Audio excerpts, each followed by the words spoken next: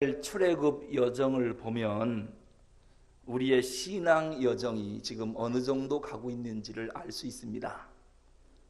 근데 우리의 신앙 여정은 인생 여정과 함께 진행되고 있기 때문에 출애굽기를 알면 신앙 여정이 보이고, 신앙 여정이 보이면 인생 여정도 보이기 때문에 출애굽기를 알면 인생이 보인다, 그렇게 말하는 겁니다.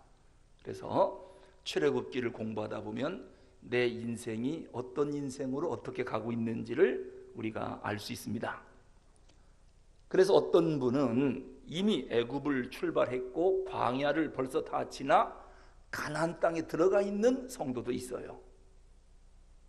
그런가 하면 어떤 성도님은 아직도 애굽에 머물러 있습니다.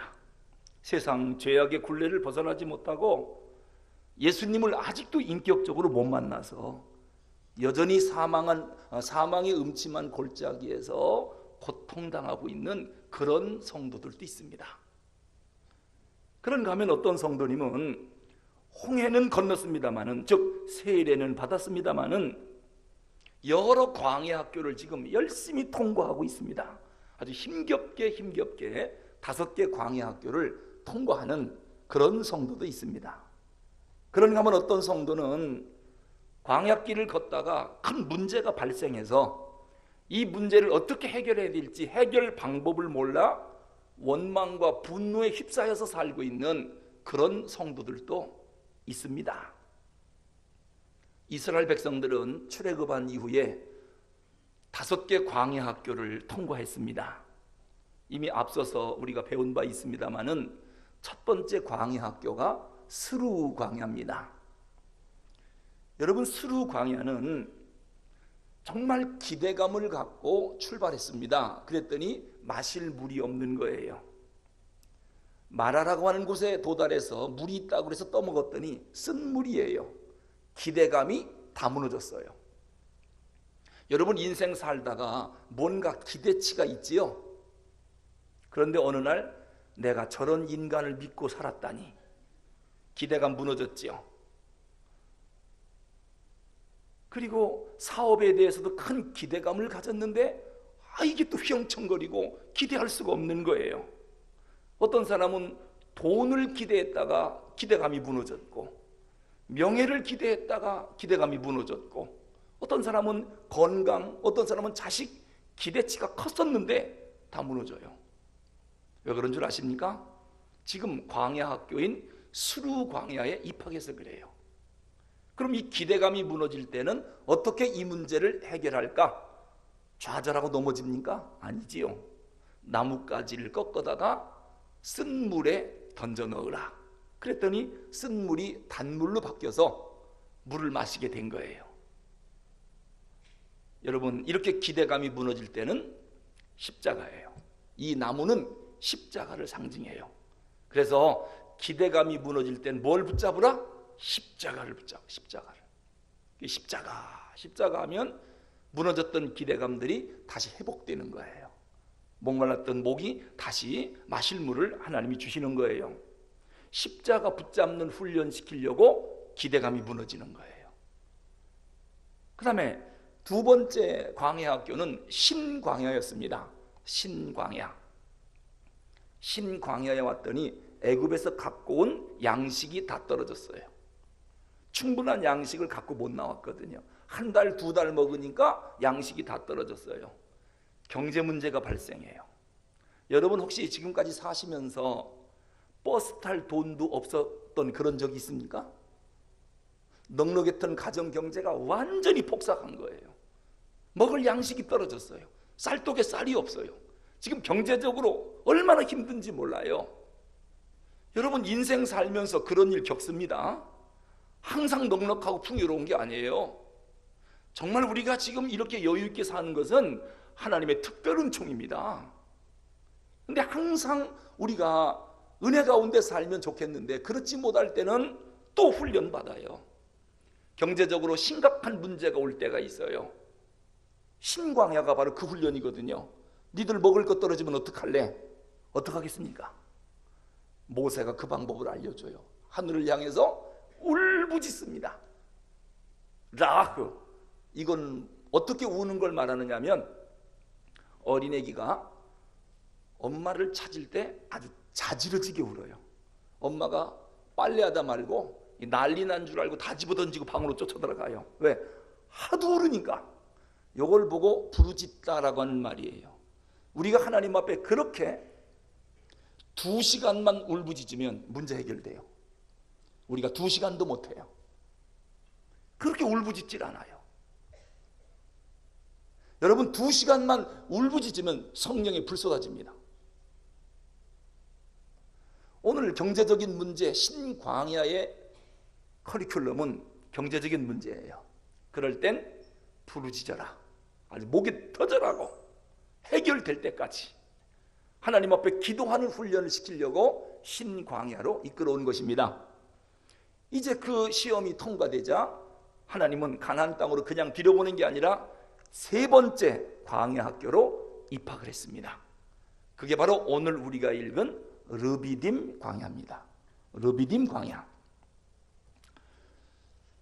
이 5개 광야 학교를 계속 통과해야 돼요. 여기를 피할 길은 없습니다. 가나안 땅에 들어가는 삶의 여정이에요. 이게 커리큘럼이에요. 커리큘럼을 이수 안 하고 광야로 들어갈 수는 없어요. 근데 3번째 광야 학교가 르비딤입니다. 그런데 한 가지 분명한 것은 우리가 출애굽한 이유는 뭡니까? 목적지가 어디입니까? 광야입니까? 가나안 땅입니까? 가나안 땅이죠. 우린 가나안 땅 들어가려고 출애굽을 한 겁니다.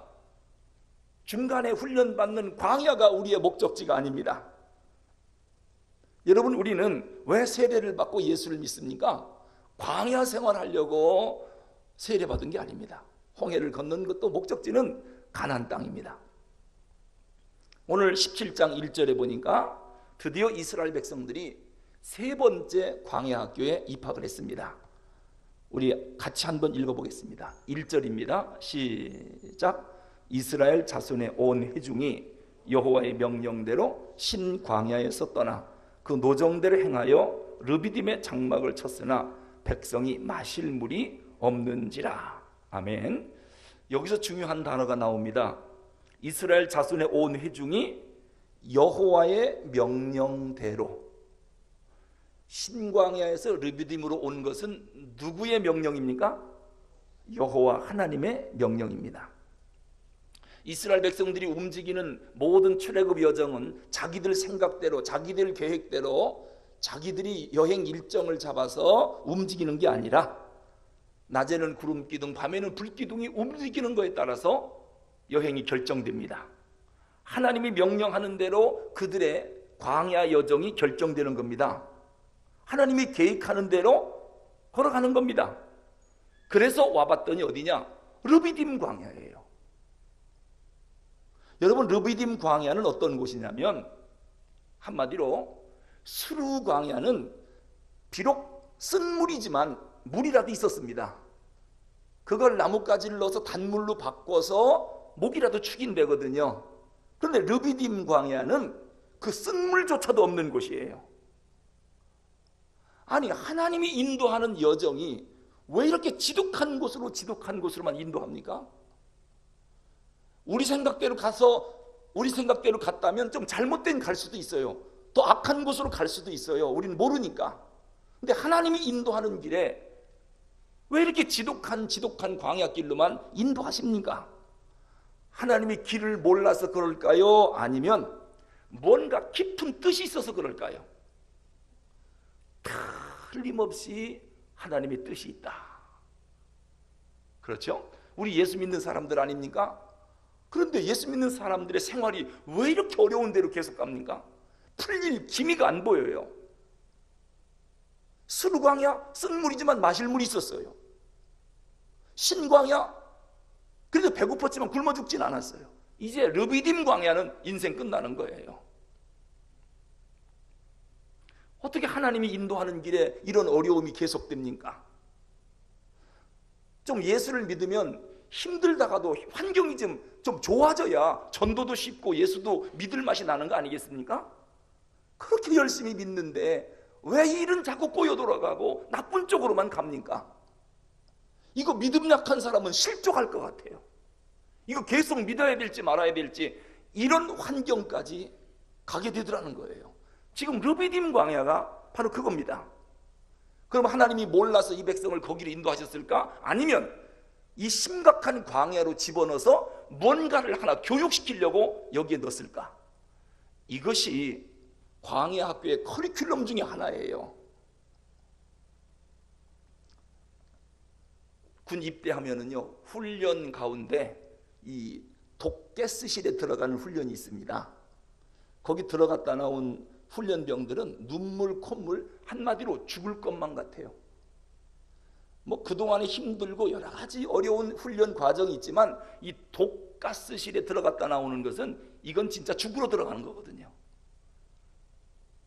그런데 그것이 하나의 훈련 과정이에요. 그거를 통과해야 전쟁을 할 수 있는 군인이 되는 거예요. 그러니까 뛰어난 군인으로, 용맹스러운 군인으로, 그런 어려운 환경에서도 견딜 수 있는 군인으로 만들기 위한 하나의 커리큘럼이거든요. 가나안 땅에 괜히 들어간 줄 압니까? 이런 훈련을 받지 않고 가나안 땅에 들어간다? 그러면은 가나안 땅이 절대로 그 사람에게는 젖과 꿀이 흐르는 땅이 안 돼요. 그런 사람에게 가나안 땅을 줘봐야 축복이 안 돼요. 그래서 하나님이 지금 르비딤 광야로 이 백성을 인도한 것입니다. 여러분, 인류 문명 발생지를 보면 대개 강을 끼고 문명이 발생합니다. 이 말은 뭐냐면 물이 있어야 사람이 산다는 겁니다. 사람뿐만 아니라 모든 생물은 물이 있어야 삽니다. 이집트 문명은 나일강에서 시작됐죠. 중국의 황하 문명은 황하강에서 시작됐습니다. 메소포타미아 문명은 유브라데스 강과 티그리스 강에서, 인도의 인더스 문명은 인더스 강에서 발생했습니다. 우리나라도 한강의 기적입니다. 세종시를 어디다가 행정복합 중심 도시를 만드나 했더니 금강유역이에요. 금강, 강을 끼고 도시를 만들어요. 이 말은 사람이 사는 입지 조건 중에 필수 항목이 주변에 마실 물이 있느냐, 바로 그겁니다. 아무리 넓은 땅이라 해도 물이 없으면 거기는 도시가 형성될 수가 없는 것입니다. 언젠가 어느 선교단체에서 보여주는 이런 화면을, 이렇게 영상을 보니까요, 아프리카 사막지대에 우물 파주기 운동을 하더라고요. 우물 파주기. 근데 우물을 파기 전에 이 아프리카에 사는 이 원주민들은요, 여인들이나 어린아이들이 아침 일찍 일어나서 자기 몸보다도 큰 물통을 머리에 지고 등에 지고 머리에 이고 하루 종일 물 길러 가서 물 한 통 머리에 이고 또 하루 종일 옵니다. 하루 일과가 그겁니다. 근데 그 물이 깨끗하냐? 흙탕물이에요. 오염된 물이에요. 그래서 수인성 질병이 아프리카 어린애들에게 많아서 그 물 먹고 죽는 애들이 많거든요. 그런데 그 물도 없어서 하루 종일 가서 물 한 통 떠다가 돌아오는 거예요. UN 보고서에 보면은 안전한 식수를 먹지 못해서 오염돼 갖고 죽는 인구, 이 오염된 식수로 인해서 고통 겪는 사람이 지금 8억 9천만 명이 있답니다. 그리고 오염된 물로 인해서 매년 1,500만 명 어린아이들이 죽는다고 그래요. 그래서 우리나라 NGO 단체에서 특히 탄자니아라든지 아프리카 잠비아, 짐바브웨 이런 나라에 우물 2만 개 파주기 운동을 하거든요. 우물을 파주면 일단 깨끗한 물을 먹을 수 있고, 그냥 5시간, 6시간 그 멀리 물통 하나 들고 물 뜨러 갈 필요도 없어요. 그것도 오염된 물인데, 그런 일들, 즉 인간은 기본적으로 물이 있어야 생존이 가능하다. 이 말은 목마름의 문제는 가장 심각한 문제라고 하는 것입니다. 우리가 예수를 믿는다고 하는데 여러분, 인생이 생각보다 만만치 않을 것입니다. 어떤 인생은 너무 피곤하고 목이 말라 하는 인생도 있고, 심한 갈증 때문에 지금 쓰러지기 일보 직전인 그런 인생도 있습니다. 그러다 보니 어떻게 해서라도 이 갈증의 문제를 해결하려고 마치 사마리아 여인처럼 이 방법 저 방법, 세상적인 방법 다 동원해 봅니다. 하지만 인생의 갈증 문제가 해결되던가요? 하늘에서 비가 내리기 전에는 이 갈증 문제가 해결이 안 되는 겁니다. 미국의 기독교 작가인 필립 얀시라고 하는 사람이 있습니다. 참 좋은 책을 많이 썼는데요. 그분의 그 글 스타일이 쉬우면서도 참 재밌습니다. 그 책을 읽어보면 참 위로가 되고 격려가 되고 용기가 생겨요. 많은 사람에게 신앙적으로 도움을 주는데, 그 필립 얀시가 쓴 책 가운데 놀라운 하나님의 은혜라고 하는 책이 있습니다. 많은 사람들이 읽고 감명을 받고 도전을 받는데, 그 내용이, 그 글 가운데 이런 그 예화가 하나 나옵니다. 어떤 부인이 그 자기 아버지에 대해서 쓴 이야기를 필립 얀시가 듣고 그 책에다가 그 이야기를 옮겨 놓은 그런 얘기입니다. 그 아버지가 시카고 어느 지역에서 노동자로 일을 하는 그런 사람이었는데, 수입도 많지 않고 애들은 무려 10명이나 낳았고, 거기다가 술 중독, 알코올 중독에 걸렸습니다. 그러니까 그렇지 않아도 먹고 살기 힘든데 아버지가 알코올 중독에 걸렸으니 또 술만 먹는 게 아니라 술 주정이 얼마나 심한지요. 집에 오면 그렇게 아내를 때리고 10남매를 그렇게 두드려 패는 거예요. 그러니까 아빠만 들어오면 다 무서워서 펄펄 떠는 겁니다. 집안이 아주 공포의 분위기입니다. 근데 큰애들만 때리는 게 아니라 어린애들까지 그렇게 아빠가 사정없이 때려요. 꼬마는 집어 던지기도 하고 발로 차기도 하고 아주 무지막지한 폭력을 이 아버지가 행사하는 겁니다. 그래서 그 집은 하루하루 지옥 같은 삶을 살고 있었다는 거죠. 그러던 어느 날 그 아버지가 엄마한테 무엇을 선포하느냐, 오늘 밤 12시까지 집을 떠나라. 애가 10명이나 되는데 애들이 엄마 가지 말라고 아무리 애원하고 붙잡으려 해도 아빠 명령에 엄마가 어쩔 수가 없어서 집을 나갑니다. 왜냐하면 안 떠나면 또 안 되니까요. 엄마를 쫓아냈습니다. 가정이 완전히 풍비박산이 됐어요. 몇몇 아이들은 그래도 엄마가 어디 갔는지 알아갔고 따라갔고, 몇 명은 아빠랑 또 집에서 살고 있고, 또 나머지는 친척 집에 보내지기도 했고, 다 흩어졌습니다. 학교 제대로 못 다니지요. 조금이라도 일할 수 있는 애는 어린 나이에 일찍 취직을 해서 집을 떠나버렸고, 뭐 지옥 같으니까 집에 있고 싶지도 않은 거지요. 또 좀 큰 애는 차라리 일찍 결혼해버려서 집을 떠났고, 이렇게 하나둘 다 부모를 떠나기 시작한 것이죠. 그러던 어느 날 그 아버지도 집을 떠났습니다. 집에 안 돌아오는 겁니다. 찾고 싶지도 않고 소식을 듣고 싶지도 않은 거예요. 찾을 필요도 없다고 생각을 한 거죠. 그렇게 수년이 지난 어느 날 아버지가 집으로 돌아온 겁니다. 자녀들은 너무도 무서웠습니다. 이제 또 폭력이 시작될 테니까요. 그런데 그 아버지가 집에 돌아왔는데 완전히 변해 있는 겁니다. 이게 어찌된 일인가 봤더니 밖에 나가서 술을 먹고 길바닥 인생을 살다가 노숙자가 된 겁니다. 길에서 잠을 잡니다. 어느 이 구제 단체에서 밥을 한 끼씩 주는데 밥만 먹기가 너무 미안해서 알고 봤더니 어느 교회에서 주는 밥이에요. 그래서 밥이라도 좀 양심껏 먹으려면 그래도 예배라도 좀 참석하고 밥이라도 얻어먹자, 그런 양심이 있어서 교회 가서 예배를 드리고 끝나면 이제 밥을 먹으러 가는 겁니다. 이렇게 예배를 몇 번 드리다 보니까 자기가 죄인인 걸 깨달았고 은혜를 받기 시작한 것입니다. 그 앞에서 고꾸라진 겁니다. 회개하게 된 겁니다. 그리고 그 아버지가 완전히 바뀌었습니다. 그리고 집으로 돌아와서 뿔뿔이 흩어져 있는 자녀들 다 찾아다닙니다. 용서를 빕니다. 무릎 꿇고 눈물로 용서를 빌고 아내한테도 가서 용서를 빕니다. 그동안 내가 너무도 많은 죄를 졌다. 다 고백을 하고 미안하다고 사과를 합니다. 한두 번 하고 끝나는 게 아니라 아주 미안할 정도로 만나기만 하면 용서해달라고 용서를 빕니다. 처음에는 자녀들이 이 아버지의 이 말을 믿을 수가 없었답니다. 왜냐하면 그렇게 해놓고 우리를 불러 모아놓은 다음에 또 돈 달라고 돈을 뜯을 것이다, 그렇게 생각을 했던 것이죠. 그런데 아버지는 완전히 삶이 변화됐습니다. 술만 끄는 게 아니라 성경도 공부하고 날마다 기도하고 완전히 삶이 변화된 것입니다. 그래서 자녀들도 나중에는 아버지를 용서했고 아버지를 받아들였다는 것입니다. 예수님을 영접하면서 그 집은 완전히 새로운 가정이 된 것입니다. 메마른 땅에 생수가 터져나온 것입니다. 누구 때문에? 예수님 때문에. 이 필립이 안시가 그 이야기를 쓰면서 맨 마지막 부분에 그렇게 쓰는 거예요. 이 메마른 광야 같은 이 가정에 생수가 터져나오는 것은 예수님 때문이다.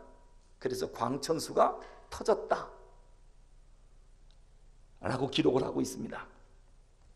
여러분, 물이 전혀 없는 사막 같은 인생 여정을 우리가 걸어보지 않았습니까? 여러분은 그런 어려운 인생길을 걸어봤는지 모르겠습니다만은 저는 걸어봤습니다. 전 뼈를 깎는 고통이 뭔지를 겪어본 사람입니다. 눈물을 많이 흘려서 어지간한 일에 눈물도 안 나오고 어지간한 아픔은 아픔으로 느껴지지도 않습니다. 전 제일 답답한 사람이 감기 걸렸다고 누워있는 사람이에요. 그게 병입니까? 그걸 뭐 약 먹고 누워있다고 그러고 헐렁거리고, 이건 병 같지도 않은 병인데.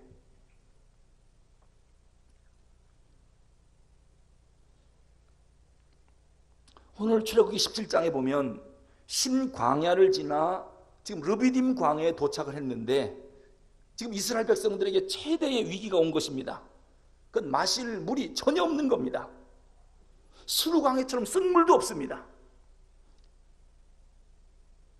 여러분, 1절에 보니까 마실 물이 없다. 3절 후반부에 보니까 우리와 우리 자녀와 우리 가축이 목말라 죽게 하느냐, 이런 말씀이 거듭거듭 나오는데요, 이 히브리어 원어 성경을 보면 상당히 도끼가 서려 있는 말들입니다. 그런 단어를 쓰고 있어요.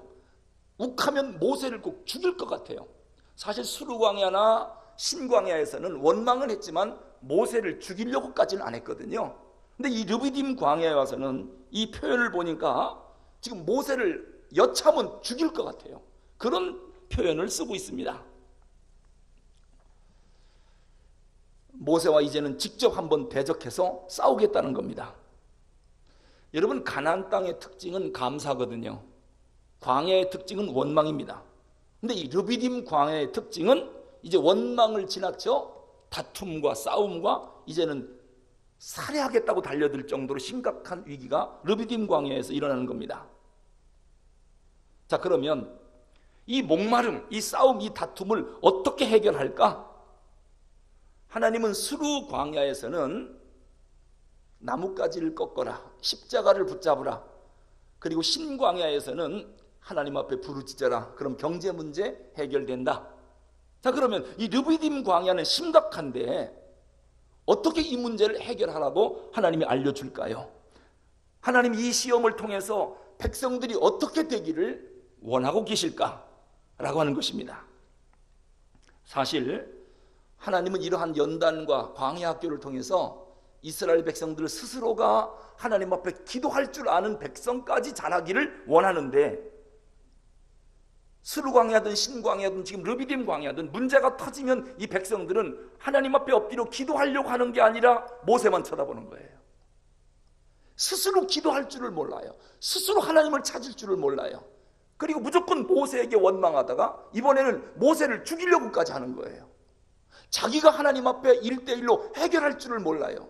하나님은 그걸 원하는 거거든요. 모세만 쳐다보지 말고, 모세만 원망하지 말고, 네가 어려우면 네가 직접 하나님 앞에 기도하면 안 되겠느냐, 그런 백성으로 키우고 싶은 거예요. 그런데 지금 백성들은 전혀 신앙 성숙이 없는 것입니다. 도대체가 각자가 하나님 앞에 기도할 줄을 모르는 겁니다. 여러분, 우리에게 문제가 발생하면요, 다른 사람 쳐다보지 말고 하나님이 원하는 걸 뭐냐면 네가 네 문제를 갖고 나한테 나오라는 거예요. 그리고 너랑 나랑 같이 이야기하자는 거예요. 내가 원하는 게 뭔지, 그러면 그 문제가 어떻게 해결되는지 우리 같이 이야기하자는 건데, 우리는 같이 이야기 안 하려고 그러고 목사님 좀 도와주세요, 나를 위해 기도 좀 해주세요. 본인은 해결하려고 안 해요. 그리고 원망 불평에 빠져요. 이 르비딤 광야에서 우리는 백성들의 그런 모습을 또 보게 됩니다. 드디어 하나님이 특단의 대책을 세워줍니다.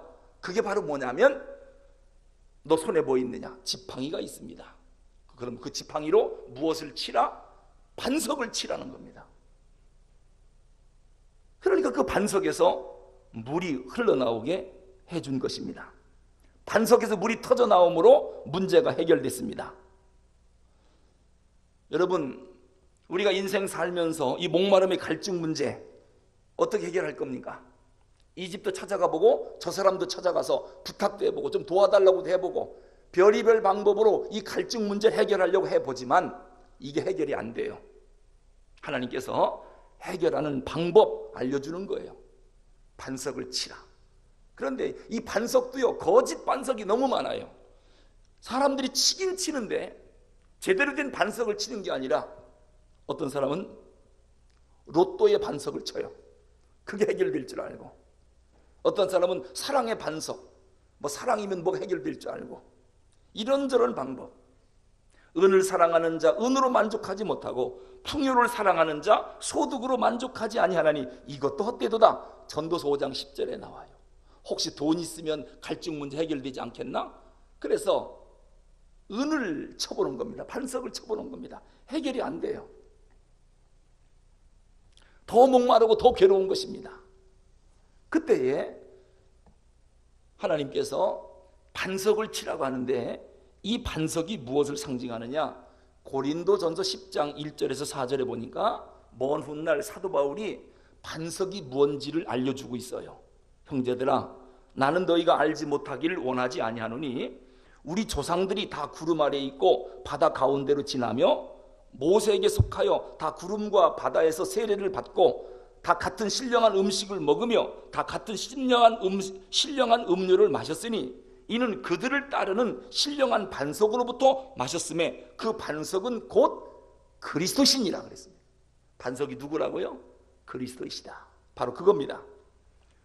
너희들의 인생이 메마를 때, 완전히 드라이 할 때 그 문제를 해결하는 방법은 반석이신 예수 그리스도를 치라는 겁니다. 그러면 거기서 생수가 터져 나올 것이다. 그래서 이스라엘 백성들이 목마름을 해결했습니다. 여러분, 혹시 지금 르비딤 광야를 통과하는 분이 있습니까? 그 문제 어떻게 해결할 겁니까? 반석이신 예수 그리스도 찾으셔야 됩니다. 다른 반석 치면 해결 안 됩니다. 예수님 치셔야 됩니다. 그래야 기적적으로 우리 가정에 생수가 터져 나옵니다. 그래서 르비딤 광야를 통과하는 것입니다. 거기서 예수를 찾을 줄 모르면 계속 르비딤입니다. 이거 통과해야 이제 다음 아말렉 전쟁으로 들어가는 거예요. 이 르비딤 광야에서 두 개 학교가 있거든요. 하나는 르비딤 광야, 하나는 아말렉과의 전쟁. 그리고 이제 시내 광야로 가서 시내 광야 학교를 통과한 다음에 가나안 땅에 들어가는 겁니다. 오늘 우리가 꼭 기억해야 될 것은 내 인생이 드라이해질 때 이 문제 어떻게 해석할까? 해결할까? 반석이신 예수 그리스도를 붙잡아야 된다. 그 길 이외에는 아까 필립이 안씨가 이야기한 것처럼 이 가정이 완전히 르비딤 광야예요. 아버지로 인해서 완전히 메말랐어요. 가정이 풍비박산이 됐어요. 그런데도 다시 회복될 수 있었던 유일한 비결은 예수님입니다. 그 예수님으로 인해서 그 가정이 완전히 회복됩니다. 이 반석을 치라는 겁니다. 그 길 이외에는 르비딤 광야의 고난을 피할 길이 없습니다. 정리합니다. 스루 광야, 기대감이 무너질 땐 뭘 붙잡으라? 십자가를 붙잡으라. 먹을 양식, 경제적인 어려움이 올 땐 누구한테 부르짖으라? 하나님께 부르짖으라. 근데 부르짖는 것이 어떻게 부르짖으라고요? 목이 터져라고. 있는 힘을 다해서 주의 이름을 부르라는 거예요. 라흐, 이 단어가 상당히 중요해요. 그 다음에 르비딤 광야같이 내 인생이 완전히 드라이해질 때, 소망이 전혀 없을 때, 풍비박산됐을 때 여기서 다시 일어날 수 있을까? 있습니다. 누구를 찾으라? 반석이신 예수 그리스도를 붙잡으라. 그것이 우리가 광야를 통과하는 커리큘럼의 정답입니다. 이제 우리는 세계 학교를 통과한 거예요. 다음에 아말렉 전쟁에 가서 또 무슨 교훈을 우리가 받아야 될지 다음 주에 계속 말씀드리겠습니다. 기도하겠습니다.